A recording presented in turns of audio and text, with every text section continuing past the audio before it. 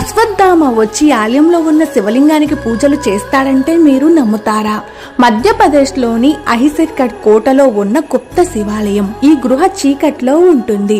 పూజలు వచ్చే సమయం కల్లా ఎవరో పూజ చేసి శివలింగానికి పూలు పెట్టి వెళ్తూ ఉంటారంట. అక్కడ స్థానికులు చెప్తున్న కథనాల ప్రకారం అశ్వత్థామే వచ్చి పూజలు చేస్తూ ఉంటాడని చెప్తుంటారు. మహాభారత యుద్ధంలో పాపాలు చేసిన అశ్వత్థామని శ్రీకృష్ణుడు శపించాడు. ఆ అశ్వత్థామ ఇంకా బతికే ఉన్నాడని, ఇక్కడున్న శివలింగానికి పూజలు చేసి వెళ్తూ ఉంటాడని ప్రజలు చెప్తున్నారు. రాత్రిపూట ఏవో కదలికలు, శబ్దాలు కూడా విన్నట్లు చెప్తుంటారు. ఒక ఎత్తైన కొండ మీద నిర్మించిన కోట, ఆ కోటలో ఉంది ప్రాచీన శివాలయం. 15వ శతాబ్దంలో నిర్మించారు ఈ ఆలయాన్ని.